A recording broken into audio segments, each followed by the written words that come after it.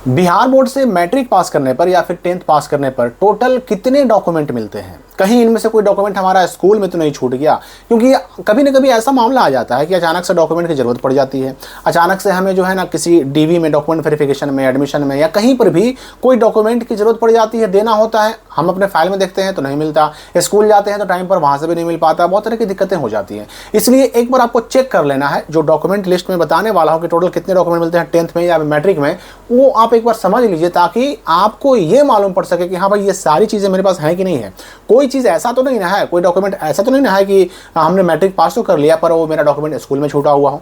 तो इसलिए समय रहते आप उसे ले सकें और अपना काम कर सकें, दिक्कतों का सामना ना करना पड़े। देखिए 10th करने के लिए, मैट्रिक करने के लिए सिंपली जो नियम होता है, बच्चे को एडमिशन 9 क्लास में कराना होता है। और जब बच्चा 9 क्लास पढ़ लेता है तो 10 में जाता है और फिर मैट्रिक एग्जाम देता है। तो 9 क्लास में एडमिशन होते ही आपका होता है रजिस्ट्रेशन, जिसको पंजीकरण भी कहते हैं। और रजिस्ट्रेशन होने के बाद पहले तो आता है डमी रजिस्ट्रेशन कार्ड। हालांकि वो किसी काम का नहीं होता, बस उसका काम ही है कि उसको चेक करके सुधार करवा लेना है। तो डमी रजिस्ट्रेशन कार्ड सुधार कराने के लिहाज से महत्वपूर्ण है, लेकिन उसके बाद उस डमी रजिस्ट्रेशन कार्ड का जीवन भर कभी कोई काम नहीं पड़ता, वो फिर आपके किसी काम का नहीं है। ठीक है, उसके बाद जब डमी रजिस्ट्रेशन का डेट खत्म हो जाता है तो आपको मिलता है मूल पंजीयन पत्र या ओरिजिनल रजिस्ट्रेशन कार्ड। ये आपको स्कूल से ही मिलेगा और ये हो गया आपका पहला डॉक्यूमेंट। उसके बाद जब ये ओरिजिनल रजिस्ट्रेशन कार्ड जब आता है, उसी टाइम आता है एग्ज़ाम फॉर्म भरने का डेट। और एग्ज़ाम फॉर्म जब आप मैट्रिक के लिए भरते हैं उसके बाद आता है आपका एडमिट कार्ड। वो भी मिलता है कहाँ से? तो स्कूल से ही मिलता है। ये हो गया मैट्रिक में मिलने वाला दूसरा डॉक्यूमेंट। ठीक है, अब उसके बाद एडमिट कार्ड मिल गया, आपने मैट्रिक का एग्जाम दे दिया, पास कर गया, रिजल्ट आ गया। रिजल्ट जब आता है ऑनलाइन रिजल्ट आने के मोटे तौर पर 2 महीनों के बाद मिलता है ओरिजिनल मार्कशीट, जिसको हम लोग मूल जो है अंक पत्र भी कह सकते हैं। तो ये मार्कशीट जो है मोटे तौर पर 2 महीने के बाद आता है। ये भी आपको मिलता है अपने स्कूल से। ये हो गया तीसरा डॉक्यूमेंट मैट्रिक में मिलने वाला, 10th में मिलने वाला। और मार्कशीट जब आता है ना आपके स्कूल में, तो मार्कशीट के साथ ही एक डॉक्यूमेंट और आता है जिसको कहते हैं प्रोविजनल सर्टिफिकेट। इसी को हम हिंदी में कह सकते हैं औपबंधिक प्रमाण पत्र।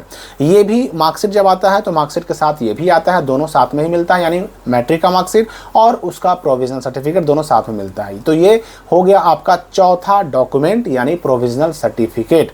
चलिए यहाँ तक तो मामला समझ में आया। अब जब मार्कशीट लेने आप जाते हैं स्कूल में और साथ में प्रोविजनल सर्टिफिकेट, तो उसी समय आपको अपने स्कूल से एक चीज़ और मिलता है, टीसी, या फिर जिसको हम लोग एसएलसी भी कह सकते हैं, स्कूल लिविंग सर्टिफिकेट।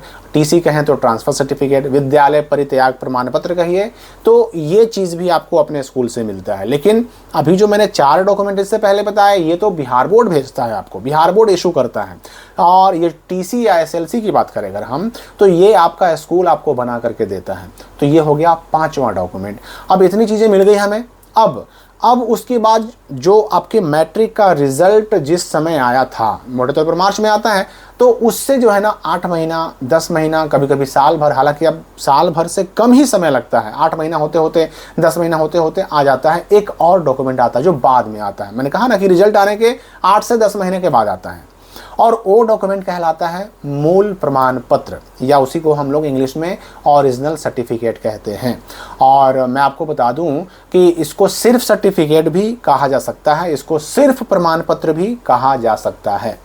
तो ये आपको बाकी सारे डॉक्यूमेंट के बाद सबसे लास्ट में मिलता है, और ये हो गया आपका 6ठा डॉक्यूमेंट। यहाँ पर मैं आपको स्पष्ट कर दूं कि जिन बच्चों ने 2025 या उससे पहले किसी साल 24, 23, 22, 21, 20, 19 किसी भी साल 2025 या उससे पहले किसी भी साल अगर किसी ने बिहार बोर्ड से मैट्रिक या इंटर पास किया है, ऐसे बच्चों का मूल प्रमाण पत्र उनके अपने स्कूल में आ चुका है।